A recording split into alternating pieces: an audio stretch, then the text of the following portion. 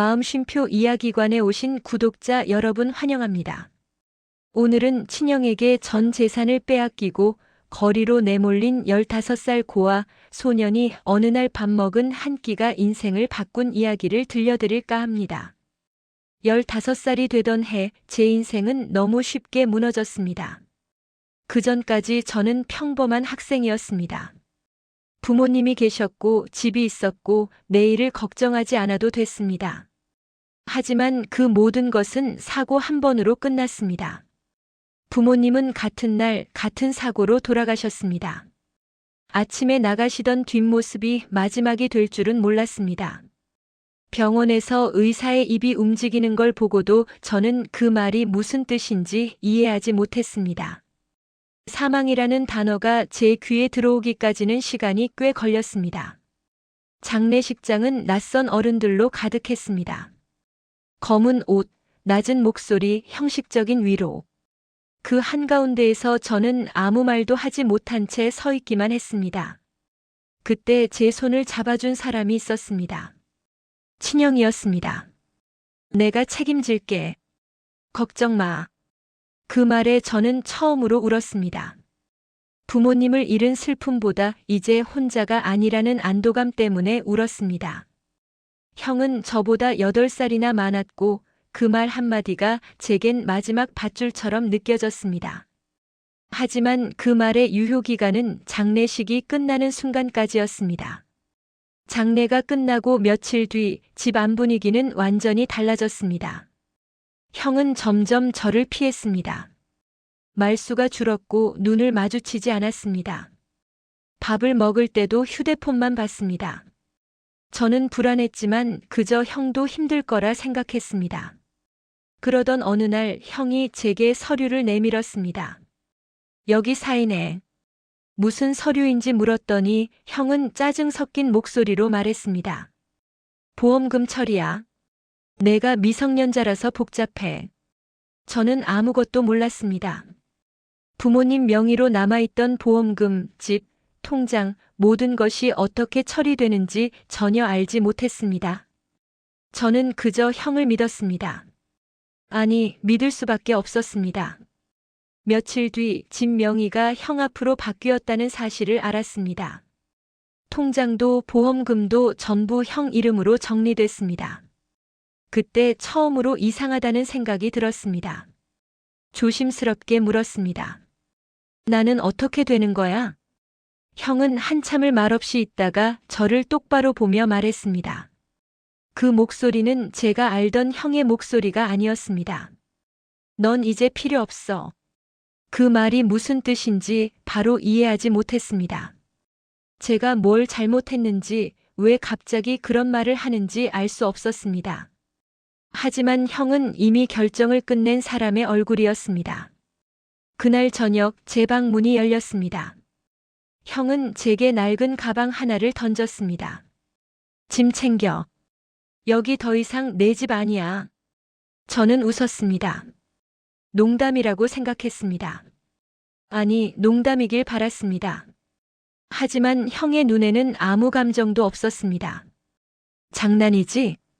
제가 그렇게 말했을 때 형은 고개를 돌렸습니다. 그날 저는 집에서 쫓겨났습니다. 말 그대로였습니다. 가방 안에는 교복 한 벌, 속옷 몇 장, 그리고 부모님 사진 한 장뿐이었습니다. 신발을 신는 동안 형은 거실에 서 있었습니다. 한 번도 저를 보지 않았습니다. 문이 닫히는 소리는 생각보다 컸습니다. 그 소리가 제 인생의 경계선 같았습니다. 밖은 이미 어두웠습니다. 갈 곳이 없다는 사실이 그때서야 실감났습니다. 친척들은 이미 연락이 끊긴 상태였습니다. 형이 모두 정리해버렸다는 걸 나중에 알았습니다. 친구 집은 생각조차 할 수 없었습니다. 설명할 자신도 그럴 용기도 없었습니다. 저는 공원으로 갔습니다. 사람들이 잘 찾지 않는 가로등 하나만 켜진 작은 공원이었습니다. 벤치에 앉았는데 차가웠습니다. 몸보다 마음이 더 차가웠습니다. 배가 고팠습니다. 아침부터 아무것도 먹지 못했습니다. 주머니를 뒤져봤지만 동전 하나 나오지 않았습니다. 손이 떨렸습니다. 배에서는 소리가 났고 그 소리가 너무 커서 주변 사람들이 들을까봐 몸을 웅크렸습니다. 잠을 자려고 눈을 감아봤지만 잠은 오지 않았습니다. 부모님 얼굴이 떠올랐고 형의 마지막 말이 계속 귀에 맴돌았습니다. 넌 이제 필요 없어. 그 문장은 이상하게도 아프기보다 텅 빈 느낌이었습니다. 사람이 사람에게 필요 없다는 말을 들었을 때 그게 얼마나 잔인한지 그때 처음 알았습니다. 그날 밤 저는 처음으로 이런 생각을 했습니다. 내일은 어떻게 하지? 답은 없었습니다. 15살 저는 하루아침에 아무것도 없는 사람이 됐습니다. 그날 밤 공원 벤치에서 하늘을 보며 다짐했습니다. 울지 말자고. 누구에게도 매달리지 말자고.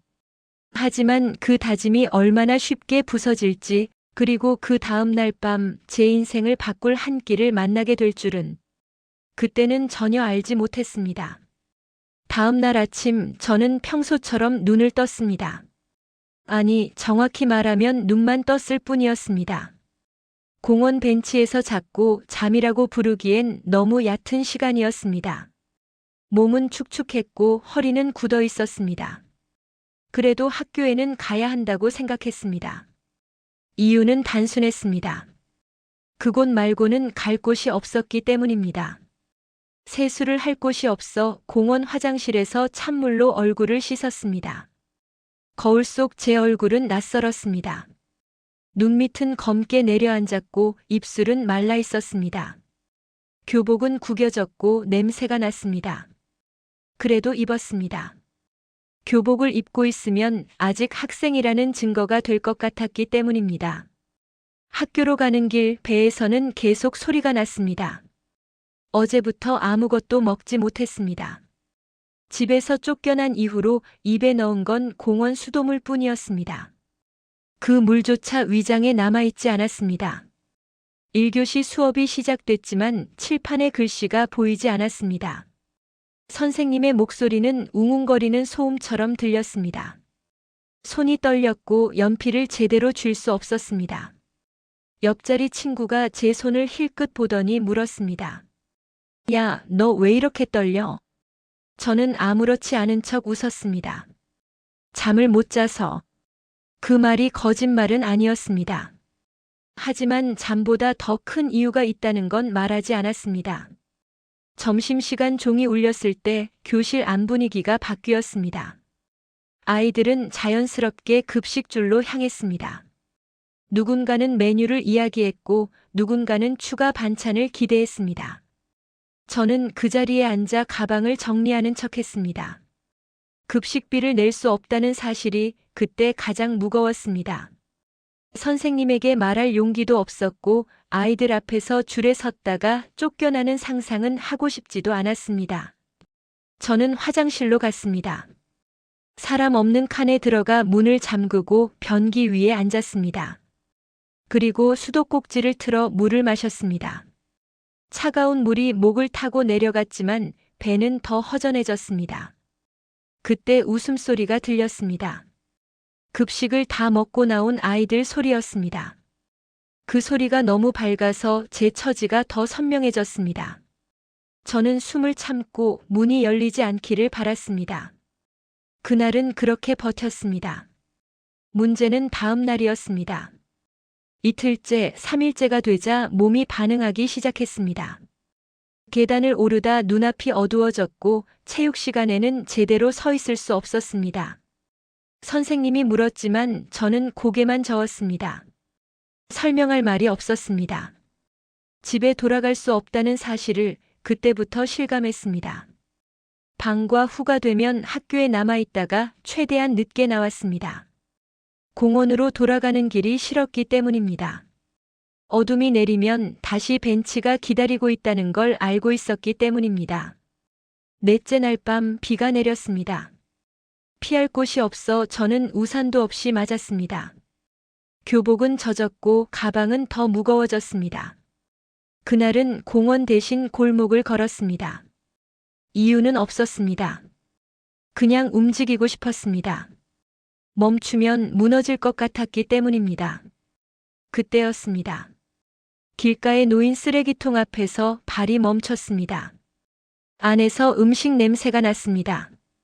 분명 누군가 먹다 남긴 것들이 있을 거라는 생각이 들었습니다. 손이 쓰레기통 쪽으로 조금씩 움직였습니다. 그 순간 제 안에서 무언가가 멈췄습니다. 여기까지 와야 하나?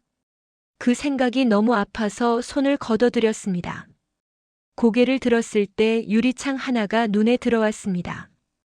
작은 돈가스 집이었습니다. 크지 않았습니다. 화려하지도 않았습니다. 하지만 유리창 너머로 보이는 불빛은 이상하게 따뜻해 보였습니다. 주방에서 나는 기름 소리, 접시가 부딪히는 소리, 그리고 고기 냄새. 저는 그 앞에 한참을 서 있었습니다. 문을 열면 돈을 내야 한다는 걸 알고 있었습니다. 주머니에는 아무것도 없었습니다. 그래서 그냥 서 있었습니다. 비를 맞은 채 냄새만 맡으며 그때 유리창 너머에서 누군가와 눈이 마주쳤습니다. 주방 안에 있던 사람이었습니다. 중년의 남자였습니다. 그 시선에 저는 놀라 고개를 숙였습니다. 거지처럼 보였을까? 쫓아내면 어쩌지? 심장이 빠르게 뛰었습니다. 발걸음을 돌리려는 순간 문이 열렸습니다.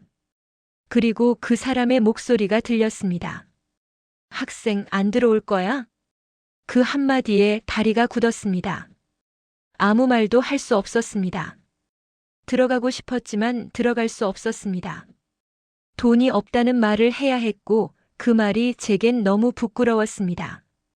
그 순간까지도 저는 몰랐습니다. 그 문을 여는 선택이 제 인생을 두 갈래로 나눌 줄은. 비는 계속 내렸고 저는 그 문 앞에서 인생에서 가장 긴 몇 초를 보내고 있었습니다. 비는 계속 내리고 있었습니다. 돈가스 집 앞에 서 있던 저는 사장님의 한마디에 그대로 굳어버렸습니다. 학생 안 들어올 거야? 그 말은 친절했지만 제겐 너무 무거웠습니다. 들어가고 싶었습니다. 미친 듯이 들어가고 싶었습니다. 하지만 문을 넘는 순간 저는 반드시 그 말을 해야 했습니다. 돈이 없습니다. 그 말이 목에 걸린 가시처럼 느껴졌습니다. 말하면 무너질 것 같았습니다. 사람 취급을 못 받을 것 같았고 쫓겨날 것 같았습니다. 그래서 저는 고개를 저은 채 말했습니다. 아니요. 그냥. 사장님은 더 묻지 않았습니다. 대신 문을 조금 더 열어두고 안으로 들어갔습니다. 저는 그 앞에서 비를 맞은 채 서 있었습니다. 돌아가야 한다고 생각했지만 발이 떨어지지 않았습니다. 잠시 후 문이 다시 열렸습니다. 그럼 물 한 컵만 마시고 가. 그 말에 저는 고개를 끄덕였습니다. 그 정도라면 괜찮을 것 같았습니다. 물은 돈이 들지 않을 테니까요. 가게 안은 따뜻했습니다. 비에 젖은 교복이 서서히 마르면서 제 몸에 있던 긴장도 조금 풀렸습니다. 저는 문 가까운 자리에 앉았습니다. 언제든 나갈 수 있도록. 사장님은 말없이 물 한 컵을 내주셨습니다. 그 물을 마시는데 이상하게 눈물이 날 것 같았습니다. 차가운 물이 아니라 누군가 건네준 물이었기 때문입니다. 그때였습니다. 사장님이 제 얼굴을 한참 동안 보셨습니다. 정말 아무 말 없이 제 얼굴만 보셨습니다. 그 시선이 무서웠습니다. 제가 얼마나 초라해 보일지 스스로 알고 있었기 때문입니다. 비에 젖은 교복, 마른 얼굴, 떨리는 손. 숨기고 싶었지만 숨길 수 없었습니다. 저는 고개를 숙였습니다. 그 순간 접시가 테이블 위에 놓이는 소리가 들렸습니다. 고개를 들었을 때 제 앞에는 돈가스 한 접시가 놓여 있었습니다. 김이 모락모락 나는 제대로 튀겨진 돈가스였습니다. 이거 남은 거야. 사장님은 그렇게 말했습니다. 그 말투에는 설명도 동정도 없었습니다. 그냥 사실을 말하는 것처럼 담담했습니다. 그 한마디에 저는 숨이 막혔습니다. 눈물이 올라왔고 이를 꽉 깨물었습니다. 울면 안 된다고 생각했습니다. 울면 이 모든 게 거짓말처럼 사라질 것 같았습니다. 먹어. 그 말에 저는 고개를 끄덕였습니다. 젓가락을 들었는데 손이 너무 떨려서 제대로 집을 수 없었습니다. 사장님은 아무 말도 하지 않고 주방으로 돌아갔습니다. 그 침묵이 이상하게도 편안했습니다. 묻지 않아서 캐묻지 않아서 설명하라고 하지 않아서 첫 입을 베어 무는 순간 소리가 났습니다. 바삭한 소리와 함께 고기가 씹혔습니다. 그 맛이 입안에 퍼지자 저는 그 자리에서 멈춰버렸습니다. 맛있어서가 아니었습니다. 살아있다는 느낌이 들어서였습니다. 그날 먹은 돈가스는 제가 태어나서 가장 무거운 음식이었습니다. 배를 채우는 음식이 아니라 제 안에 쌓여있던 무언가를 눌러주는 음식이었습니다. 먹으면서도 계속 주방 쪽을 봤습니다. 혹시라도 돈 내라는 말이 나올까봐, 혹시라도 그만 먹고 나가라는 말이 들릴까봐.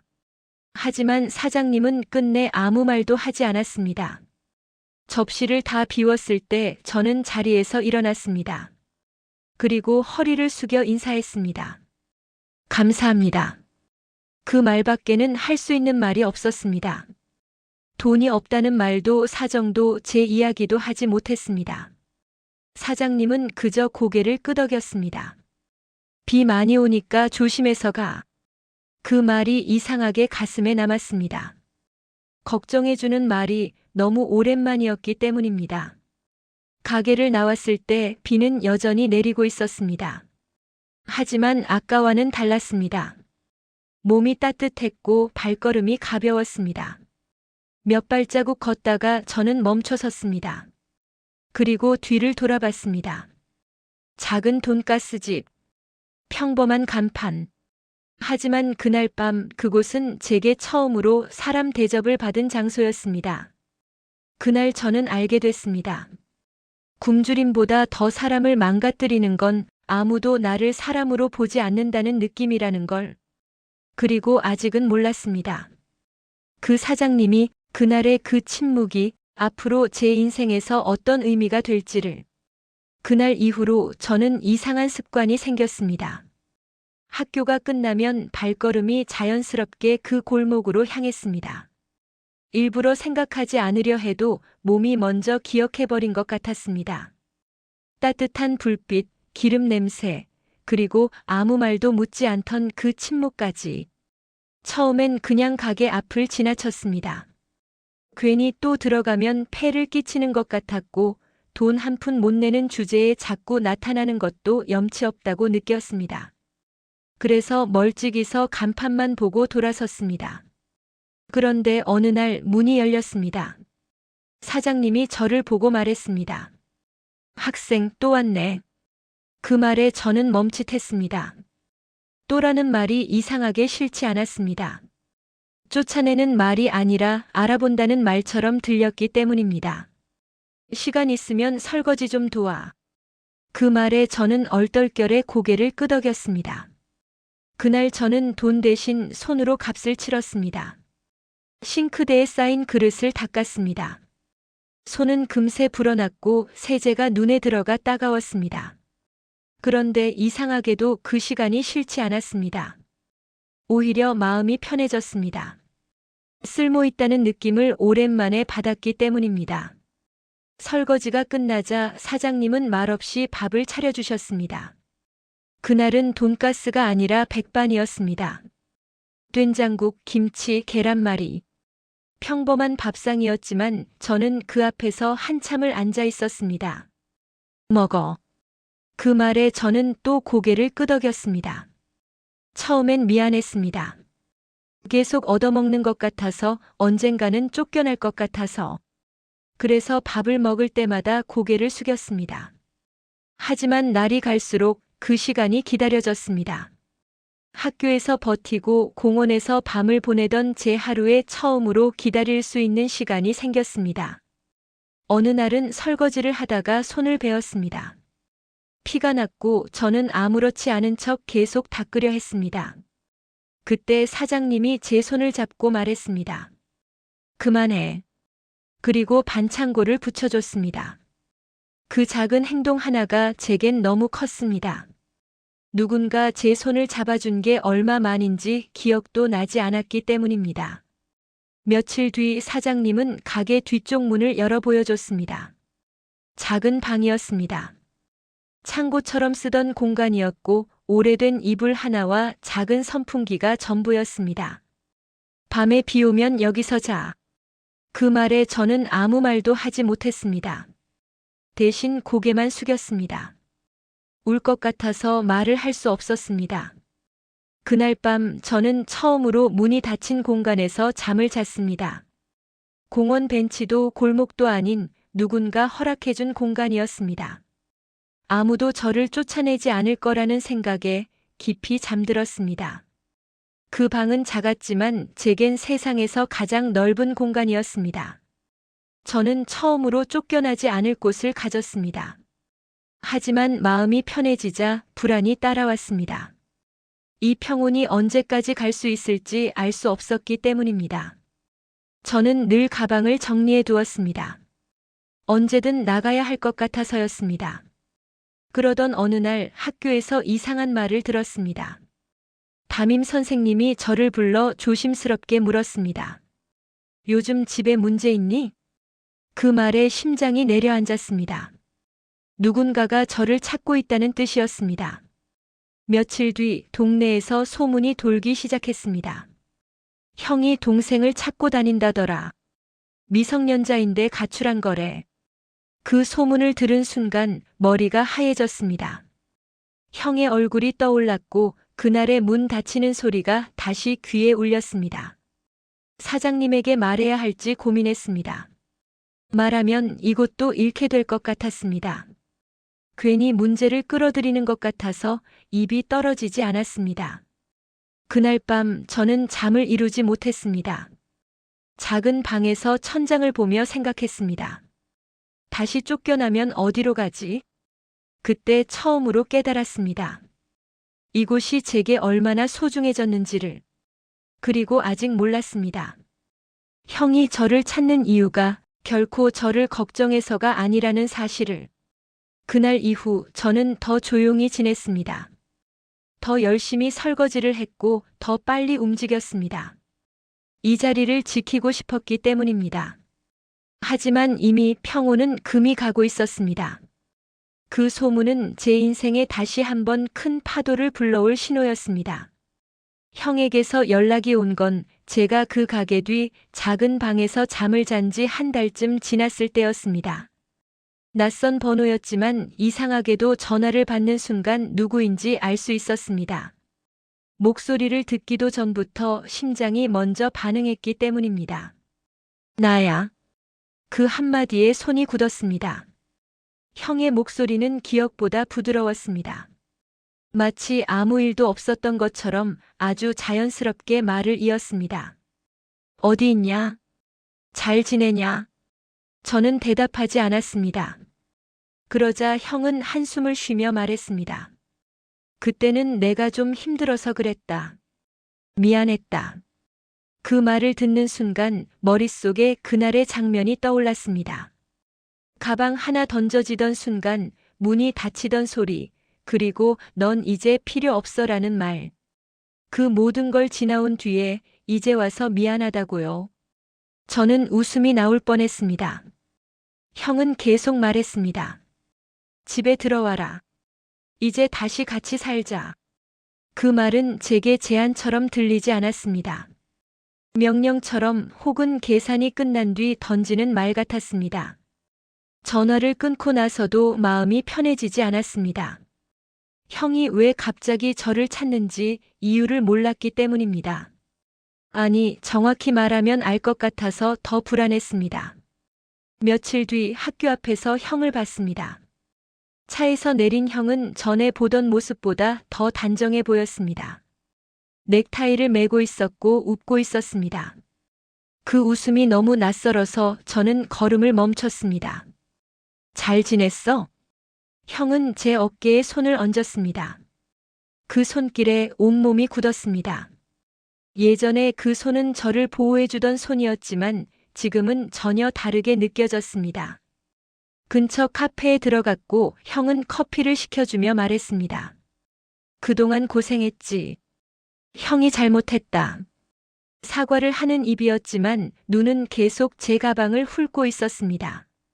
그 순간 확신이 들었습니다. 형이 원하는 건 저가 아니었습니다. 저를 통해 얻을 수 있는 무언가였습니다. 아직 서류가 남아있더라. 형은 아무렇지 않게 말했습니다. 보험 관련해서 내 도장이 필요한 게 있어.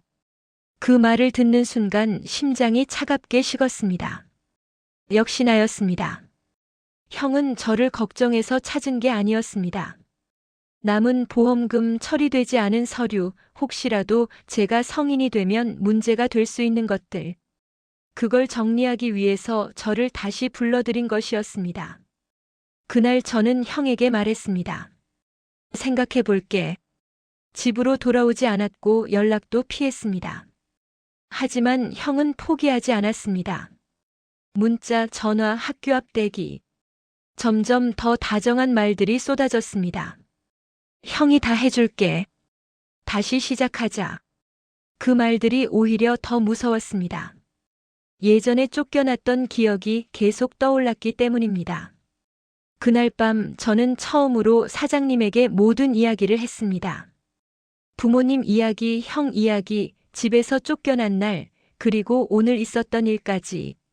말을 시작하자 멈출 수가 없었습니다. 그동안 참아왔던 말들이 한꺼번에 쏟아져 나왔습니다.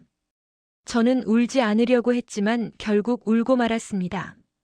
사장님은 그날 처음으로 제 앞에 앉아 끝까지 이야기를 들어줬습니다. 중간에 끼어들지도 않았고 판단하지도 않았습니다. 그냥 들었습니다. 이야기가 끝났을 때 사장님은 한참을 말이 없었습니다. 그리고 천천히 말했습니다. 도망치지 마라. 그 한마디에 저는 고개를 들었습니다. 지금까지는 버텼다. 이제부터는 준비해야 한다. 그 말은 이상하게도 제 가슴에 정확히 꽂혔습니다. 그동안 저는 하루하루를 살아내는 데만 집중했습니다. 먹을 것, 잘 곳, 오늘을 넘기는 것. 하지만 사장님의 말은 달랐습니다. 언젠가는 다시 마주쳐야 한다. 그때를 위해 준비해라. 그날 이후 제 생활은 달라졌습니다. 설거지만 하던 저는 가게 일을 하나씩 더 배우기 시작했습니다. 계산, 장부, 물건 정리. 사장님은 이유를 설명하지 않았지만 저는 알 수 있었습니다. 이건 단순한 일이 아니라 훈련이라는 걸. 밤이 되면 책을 읽었습니다. 공부를 다시 시작했습니다. 검정고시라는 단어를 처음 들었고 그것이 제 미래가 될 수 있다는 걸 알게 됐습니다. 그날부터 제 인생은 달라졌습니다. 그전까지는 그저 버티는 삶이었습니다. 하지만 이제는 언젠가를 대비하는 삶이 되었습니다. 형은 여전히 연락을 해왔습니다. 하지만 저는 더 이상 흔들리지 않았습니다. 처음으로 알게 됐기 때문입니다. 도망치지 않아도 되는 방법이 있다는 걸. 그리고 누군가에게 이용당하지 않으려면 준비해야 한다는 걸. 그날 밤 저는 작은 방에서 다짐했습니다. 다시는 아무것도 모른 채 쫓겨나는 사람이 되지 않겠다고. 그리고 아직은 몰랐습니다. 이 준비가 앞으로 제 인생을 얼마나 멀리 데려다 줄지를. 사장님이 책을 건네준 날을 저는 아직도 정확히 기억합니다. 그날도 가게 문을 닫고 나서였습니다. 바닥을 닦고 불을 끄고 뒤쪽 작은 방으로 들어가려던 순간이었습니다. 사장님이 저를 불렀습니다. 이거 좀 봐라. 테이블 위에는 낡은 책 몇 권이 놓여 있었습니다. 표지는 해졌고 모서리는 접혀 있었습니다. 누가 봐도 새 책은 아니었습니다. 중고로 산 거다. 버릴까 하다가 내가 생각나서. 저는 책 제목을 읽었습니다. 검정고시 기출문제집. 그 단어가 이상하게 가슴을 쳤습니다. 검정고시라는 말은 들어본 적이 있었지만 제 인생과는 상관없는 이야기라고 생각해왔기 때문입니다. 학교를 다니고 있었고 저는 그저 하루하루를 버티는 데만 집중하고 있었습니다. 학교 계속 다니기 힘들 거다. 사장님은 담담하게 말했습니다. 그래도 공부는 놓지 마라. 그 말에 저는 아무 대답도 하지 못했습니다. 책을 받아들었는데 묘하게 무거웠습니다. 종이 무게 때문이 아니라 그 안에 담긴 의미 때문이었습니다. 그날 밤 저는 책을 펼쳤습니다. 작은 방에서 불 하나 켜놓고 문제를 읽기 시작했습니다. 처음엔 하나도 이해되지 않았습니다. 머릿속이 멍했고 집중도 오래가지 않았습니다. 하지만 이상하게도 책을 덮고 싶지 않았습니다. 배고픔 대신 처음으로 다른 감각이 올라왔기 때문입니다. 내가 뭘 해야 할지 알 것 같다는 느낌이었습니다. 그날 이후로 제 하루는 달라졌습니다. 아침엔 학교에 갔고 오후엔 가게로 왔습니다. 설거지와 청소를 끝내고 나면 밤에는 책을 폈습니다. 피곤했지만 이전처럼 막막하지는 않았습니다. 공부를 하다 보면 형의 얼굴이 떠올랐습니다. 그 다정한 목소리, 계산적인 눈빛, 서류 이야기를 하던 순간 예전 같았으면 그 기억에 주저앉았을 겁니다. 하지만 그때는 달랐습니다. 분노가 처음으로 방향을 가진 힘이 됐습니다. 두고 보자. 나는 여기서 끝나지 않는다. 그 생각이 문제를 풀게 만들었습니다. 틀려도 다시 보고 이해가 안 되면 몇 번이고 읽었습니다. 학교에서 배운 내용들이 조금씩 연결되기 시작했고 머릿속이 정리되는 느낌이 들었습니다. 사장님은 제 공부에 대해 많이 묻지 않았습니다. 대신 가끔 조용히 말을 건넸습니다. 오늘은 어디까지 했냐? 힘들면 쉬어라. 그 말들이 제겐 충분했습니다. 누군가 결과를 강요하지 않는다는 사실이 오히려 더 큰 힘이 됐습니다. 며칠 뒤 학교에서 문제가 생겼습니다. 결석이 잦아졌고 담임 선생님이 저를 다시 불렀습니다. 그날 저는 처음으로 솔직하게 말했습니다. 저 집에 문제가 있습니다. 그래서 검정고시 준비하려고 합니다. 말을 하면서도 떨렸습니다. 하지만 말을 끝내고 나니 이상하게도 마음이 가벼워졌습니다. 도망치는 느낌이 아니라 선택하는 느낌이었기 때문입니다. 그날 이후 저는 학교를 정리했습니다. 더 이상 급식 시간을 피하지 않아도 됐고 거짓말을 하지 않아도 됐습니다.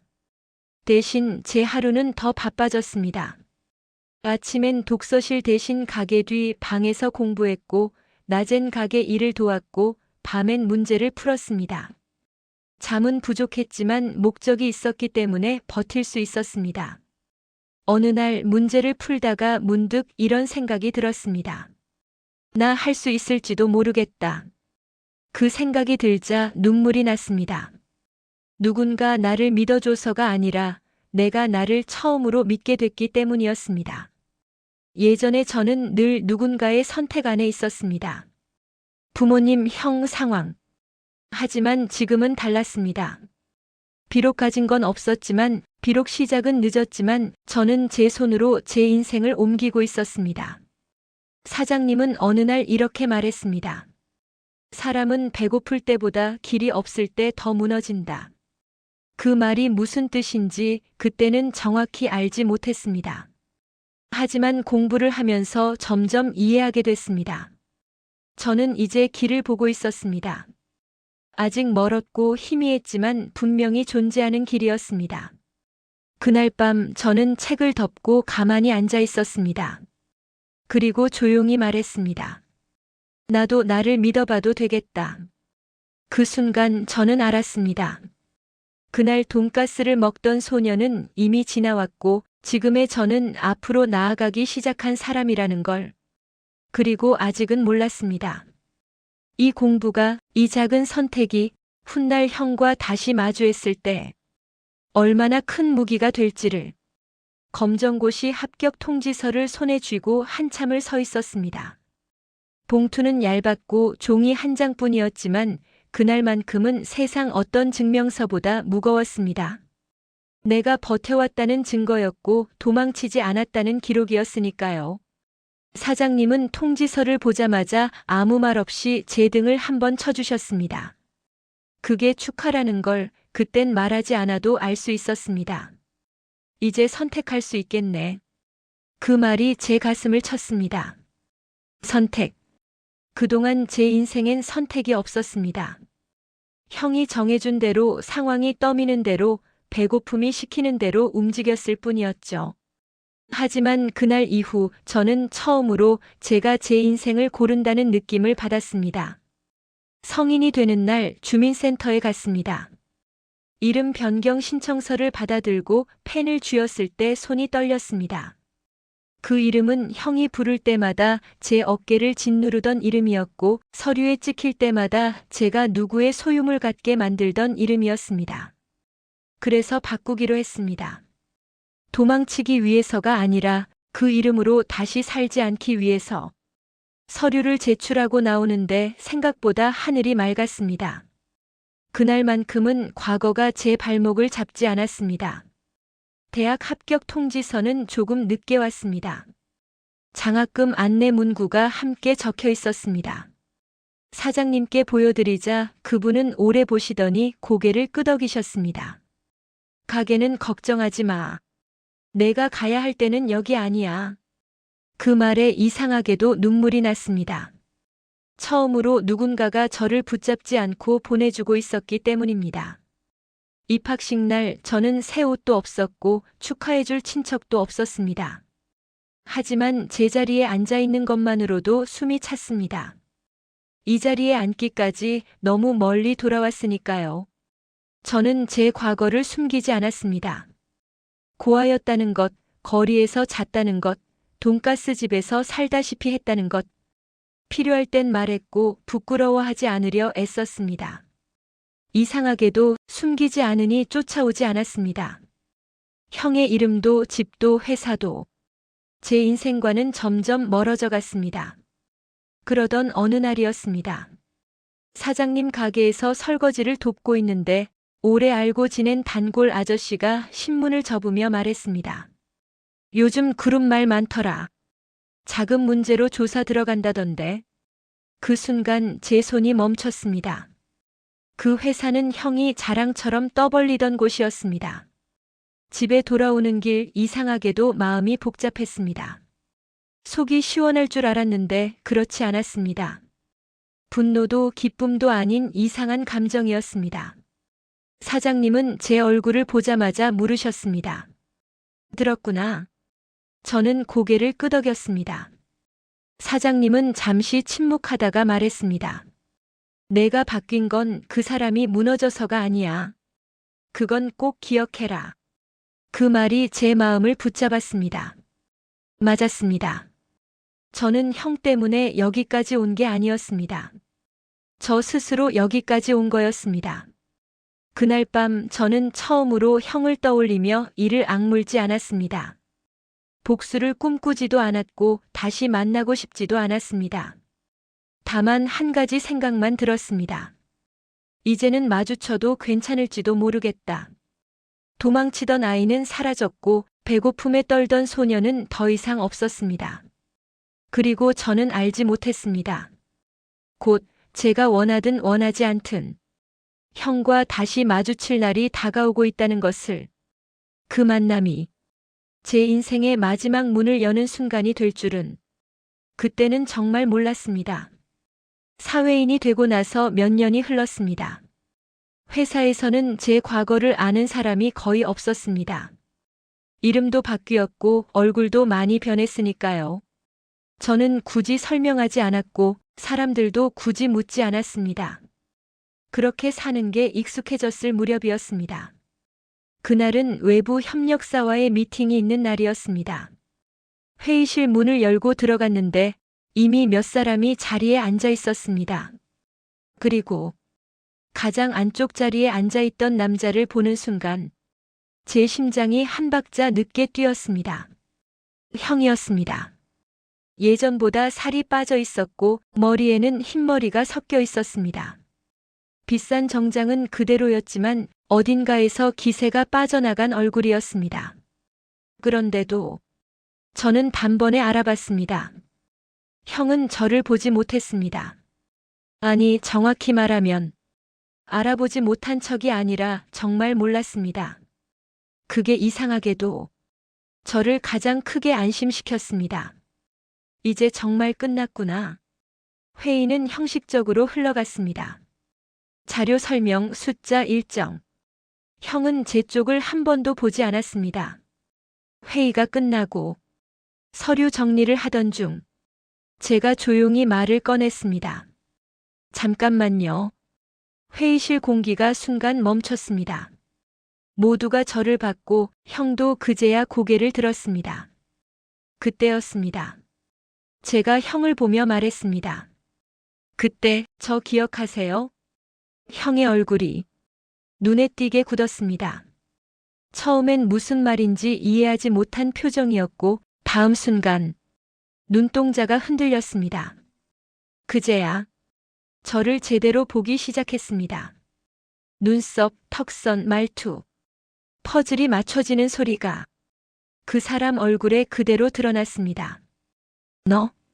형의 목소리는 예전처럼 크지 않았습니다. 오히려 낮고 갈라져 있었습니다. 저는 고개를 끄덕였습니다.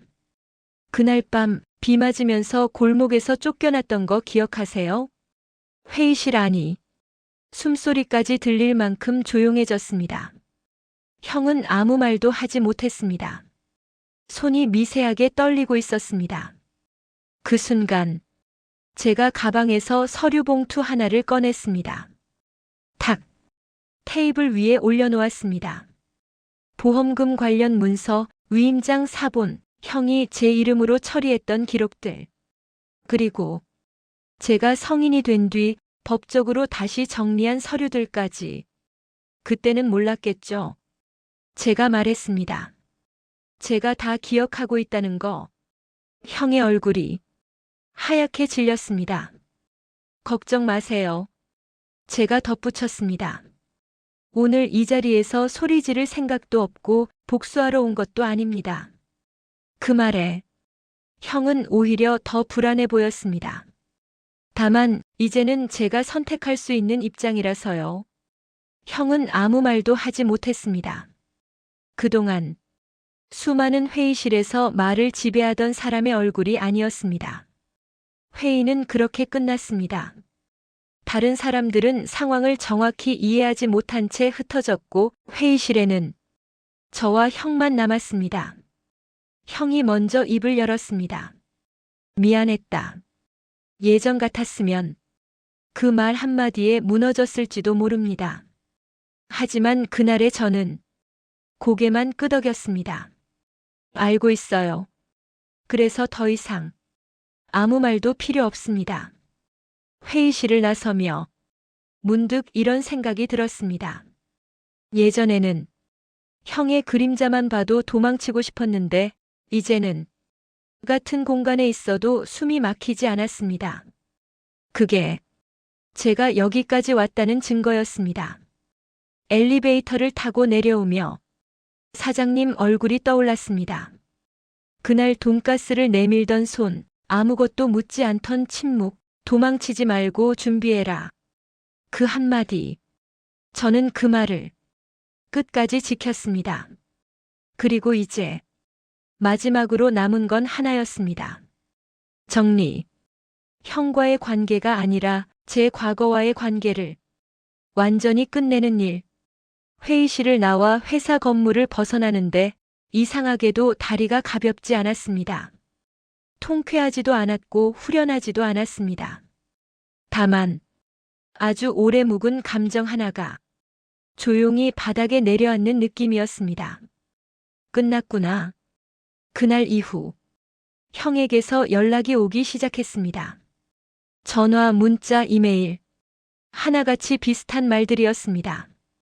그땐 내가 어렸다. 상황이 그럴 수밖에 없었다. 우린 가족 아니냐?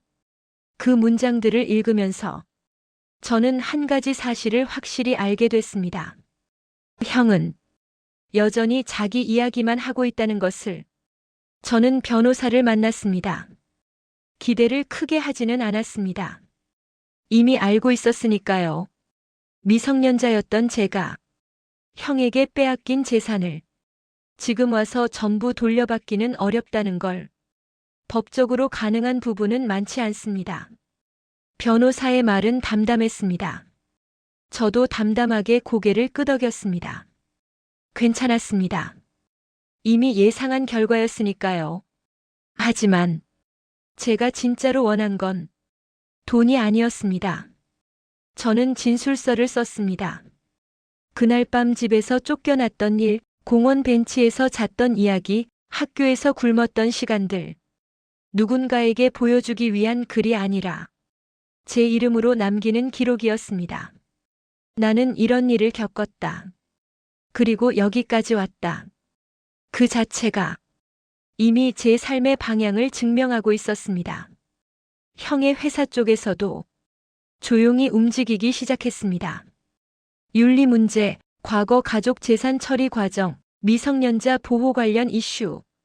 하나하나 따로 보면 크게 문제될 것 없어 보였을지도 모릅니다. 하지만 사람들은 맥락을 보기 시작했습니다. 그리고 그 맥락 속에서 형은 점점 설명하기 어려운 사람이 되어갔습니다. 어느 날 사람들 앞에서 형이 질문을 받는 자리가 있었습니다. 과거 가족 재산 문제에 대해 해명할 부분이 있습니까? 형은 말문이 막혔습니다. 그날 회의실에서 보았던 그 얼굴 그대로였습니다. 그 순간 저는 확신했습니다. 아, 이건 이미 끝났구나. 형은 돈을 잃은 게 아니었습니다. 직함을 잃은 것도 아니었고 집이나 차를 잃은 것도 아니었습니다. 그가 잃은 건 사람들이 더 이상 믿어주지 않는다는 사실이었습니다. 그리고 그건 어떤 소송보다 더 치명적인 결과였습니다. 저는 그 과정을 멀리서 지켜봤습니다. 의외로 마음이 편안했습니다. 복수하고 있다는 느낌이 아니라 정리하고 있다는 느낌이 더 강했습니다. 너도 똑같은 인간이 되지 마라. 사장님이 예전에 했던 말이 문득 떠올랐습니다. 그때는 무슨 뜻인지 몰랐는데 이제는 알 것 같았습니다. 어느 날 밤 사장님과 늦게까지 가게에 남아 정리를 하고 있었습니다. 후회 안 하냐? 사장님이 물었습니다. 저는 잠시 생각하다 고개를 저었습니다. 아니요. 이 정도면 충분합니다. 사장님은 아무 말 없이 웃었습니다. 그 웃음이 제가 그동안 받은 모든 위로보다 깊었습니다. 빼앗긴 건 돈만이 아니었습니다. 제 이름, 제 선택권, 그리고 사람으로 대우받을 자격. 그 모든 걸 15세 저는 한꺼번에 잃었습니다. 하지만 30을 앞둔 지금의 저는 그 모든 걸 제 손으로 다시 가져왔습니다. 형은 사람들 앞에서 무너졌고 저는 사람들 앞에 서지 않아도 됐습니다. 그 차이가 제가 선택한 인생이었습니다. 복수하지 않았습니다. 소리 지르지 않았고 상대의 삶을 망가뜨리려고 애쓰지도 않았습니다. 그게 제가 할 수 있는 가장 큰 복수였습니다. 그리고 이제 남은 이야기는 하나뿐입니다. 그날 밤 돈가스 한 접시를 내밀던 손이 제 인생에 어떤 의미였는지 지금 저는 작은 식당을 운영하고 있습니다. 번듯한 프랜차이즈도 아니고 SNS에서 줄 서는 맛집도 아닙니다. 그저 동네 사람들이 오가며 밥 한 끼 먹자 하고 들어오는 곳입니다. 간판도 크지 않습니다. 예전 사장님 가게처럼 눈에 띄지 않는 자리입니다. 그게 좋았습니다. 메뉴판에는 돈가스가 있습니다. 하지만 메뉴판에 없는 돈가스도 하나 있습니다. 가격도 없고 주문 방법도 적혀 있지 않습니다. 배가 고파 보이는 아이가 오면, 눈을 잘 못 마주치는 아이가 들어오면 주머니를 몇 번이나 만지작거리다 결국 물만 달라고 말하는 아이가 오면 저는 아무 말 없이 그 돈가스를 내놓습니다. 남은 거야. 그 말은 그날의 사장님 말 그대로입니다. 아이들은 처음엔 믿지 못한 얼굴을 합니다. 괜히 오해하면 안 된다는 듯 연신 고개를 숙입니다. 그럴 때마다 저는 웃으면서 말합니다. 괜찮아. 그냥 먹어. 그 아이들이 수저를 드는 순간 저는 늘 15의 저를 떠올립니다. 그날 밤 비를 맞고 돈가스집 앞에서 한참을 서성이다가 물 한 컵만 달라고 말하던 저, 돈이 없다는 말조차 입 밖으로 꺼낼 용기가 없었던 그 초라한 모습. 그날의 돈가스는 맛이 어땠는지 지금도 정확히 기억나지 않습니다. 다만 무겁게 느껴졌다는 건 분명히 기억합니다. 배보다 마음이 먼저 찼기 때문입니다. 아직 세상이 나를 버린 건 아니구나. 그 생각 하나가 제 인생을 다시 움직이게 만들었습니다. 사장님은 끝까지 제 이야기를 자랑하지 않았습니다. 내가 너 살렸다. 내가 키웠다. 그런 말 한 번도 하지 않았습니다. 그저 제가 설거지를 하면, 까치 닦았고 제가 공부를 하면, 불을 꺼주지 않았고 제가 흔들릴 때면 옆에 앉아 계셨을 뿐입니다. 그게 진짜 어른이라는 걸 저는 그분에게서 배웠습니다. 사장님은 몇 해 전 돌아가셨습니다. 마지막까지 병원 대신 가게를 지키다 조용히 잠드셨습니다. 장례식 날 가게 앞에는 제가 모르는 사람들이 줄을 서 있었습니다. 배달기사, 동네 학생, 노숙을 했던 아저씨, 그리고 이제는 어른이 된 누군가들. 그들은 같은 말을 했습니다. 그때 밥 한 끼 덕분에 버텼습니다. 그날 저는 울지 않았습니다. 울 필요가 없었습니다. 사장님은 이미 너무 많은 사람 안에 살아 있었으니까요. 친형과는 그 이후로 완전히 연락이 끊겼습니다. 어디서 어떻게 사는지 알지 못합니다. 알고 싶지도 않습니다. 그 사람은 제 인생에서 이미 퇴장한 인물이니까요.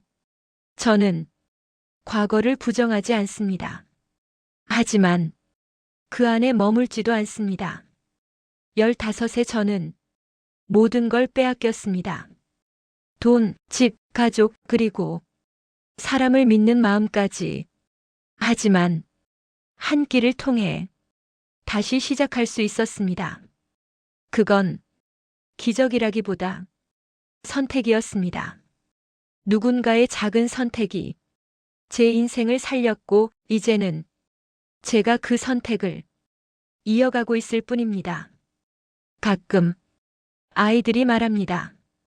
아저씨, 이거 진짜 공짜예요? 그럴 때 저는 고개를 끄덕입니다. 응. 대신 나중에 내가 어른이 되면 누군가한테 한 번만 똑같이 해줘. 아이들은 그 말이 무슨 뜻인지 지금은 모릅니다. 그걸로 충분합니다.